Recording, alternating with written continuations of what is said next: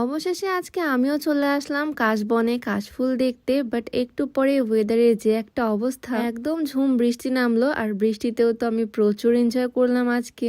এই সুন্দর শাড়িটা আমি বেশ কয়েকদিন আগে কিনে রাখছিলাম কাশবনে পরে যাব জন্য। সাদা শাড়ি লাল পাড় পরলে এমনিতেও অনেক সুন্দর লাগে, একদম বাঙালি মেয়ে মনে হয়। আমি যেহেতু হিজাব পরি, সাথে একটা ম্যাচিং রেড হিজাব নিলাম। আর এই হচ্ছে আমার টুকিটাকি মেকআপ প্রোডাক্ট। আজকে আমার আম্মু আমাকে অনেক সুন্দর করে শাড়িটা পরাই দিচ্ছে। ফাইনালি আজকে আমি যাচ্ছি কাশবনে। অনেকদিন ধরে প্ল্যান করতেছিলাম, শাড়িও কিনে রাখছিলাম অনেকদিন আগেই। বাট আমাদের এদিকে যে একটা ওয়েদারের অবস্থা, প্রত্যেক দিন বিকালবেলা বৃষ্টি হচ্ছে। আজকে অনেকদিন পর ওয়েদারটা ঠিকঠাক, বাহিরে রোদ উঠছে, সেজন্য আজকে রেডি সেডি হলাম। আজকে বের হব, যাব কাশবনে। আমার যে কি একটা কপাল, পদ্ম ফুল শাপলা ফুল দেখতেও যাওয়া হলো না, আর কাশবনে আজকে যাচ্ছি, তাও আবার সবার শেষে। যাই হোক, যাওয়া তো হচ্ছে, শখটা তো পূরণ হচ্ছে, এইটাই অনেক। তো রেডি সেডি হয়ে বাসা থেকে বের হয়ে পড়লাম। আজকে আমাকে এই সুন্দর শাড়িটা পরে কেমন লাগতেছে অবশ্যই জানিও। আমার আম্মু আজকে অনেক সুন্দর করে যত্ন করে আমাকে এই শাড়িটা পরায় দিছে। আর শাড়ি পরতে না আমার ভীষণ ভাল লাগে। আর রাজশাহী শহরে কাশফুলের অভাব নাই,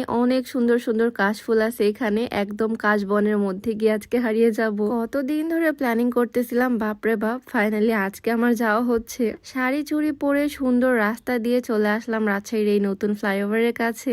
এবছর আমি প্রথম কাশফুল দেখতে বের হয়েছি। যতদূর শুনলাম এখানে কাশবন, বাট এখানে আসার পর দেখি সবগুলো কাশফুল গাছ কেটে ফেলছে। তাই এখন যাচ্ছি 12 রাস্তার মোড়ের ওইদিকে, যেখানে রাজশাহী শহরের সবচেয়ে বড় কাশবন। রাস্তা থেকে দেখেই তো আমি অবাক, এত বড় কাশবন। আমি ফার্স্ট টাইম এখানে আসলাম, মনে তো হচ্ছে আমি কাশবনের মধ্যে হারিয়ে যাই। এখন আমি সন্ধ্যা পর্যন্ত এই জায়গাতেই থাকবো, এইটাই প্ল্যান করলাম। গত বছর আমি যে কাশবনে গেছিলাম ওইটা আসলে কাশবন না, একটা জায়গায় কয়েকটা কাশফুল হয়েছিল। বাট এইবার যেখানে আসলাম, একদম পুরো একটা এলাকা জুড়ে শুধু কাশফুল আর কাশফুল। আর এই কাশফুলগুলো অনেক উঁচুতে, আমার পক্ষে এগুলো পারা সম্ভব না। আল্লাহ যদিও আমাকে অনেক হাইট দিছে, তাও আমি পারতেছি না। আর আমার কেন জানি না কাশফুল ছিঁড়তেও ভয় করে, মনে হয় কাশফুল ছিঁড়তে গেলে হাত কেটে যাবে। অনেক টানাটানি করলাম, অনেক চেষ্টা করলাম, তারপরও পারতেছি না। আর এদিকে আমার এই দুর্দশা দেখে উনি চলে আসলো আমার জন্য কাশফুল নিয়ে দিতে। এখানে আসার সময় তো আমি ভীষণ খুশি ছিলাম, বাট আসার পরেই দেখো আকাশের অবস্থা।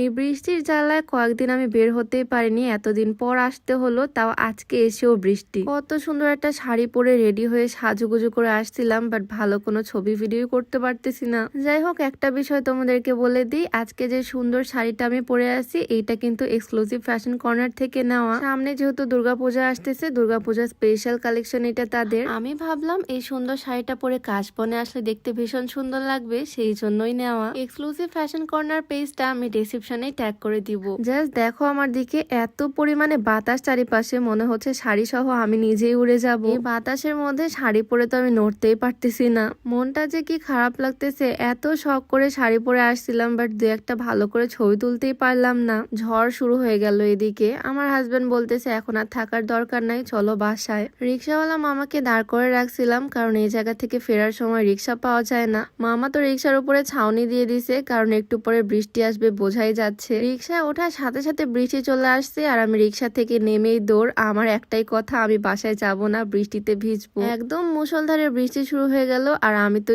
ইচ্ছা মতো ভিজতেছি বৃষ্টিতে। এখন মনে হচ্ছে বৃষ্টিটা হয়ে ভালোই হলো, এত সুন্দর পরিবেশে ভিজতে কি যে ভালো লাগতেছে। বাসা থেকে বের হওয়ার সময়ও বুঝিনি এইরকম একটা অবস্থা হবে। যখন বের হলাম তখন একদম রোদ ছিল, আর এখন হঠাৎ করে ঝুম বৃষ্টি। প্রকৃতিরও যে এত তাড়াতাড়ি মুড সুইং হয় কি আর বলবো। যদিও প্রথমে আমার মনটা খারাপ লাগতেছিল, তবে এখন ভীষণ ভাল লাগতেছে বৃষ্টি বিলাস করতে। বৃষ্টিতে ভিজে ভিজে অনেকটা সময় এখানে কাটালাম, অনেক এনজয় করলাম। যদিও আমার কাশবন দেখাটা এবার একটু অন্যরকম ছিল, একদম বৃষ্টিতে ভিজে ভিজে, তবে আমার বেশ ভালোই লাগলো। তো এখন আমি সোজা চলে যাব বাসায়। তোমাদের সাথে অন্য একটা ভিডিওতে দেখা হয়ে যাবে। সবাইকে আল্লাহ হাফেজ।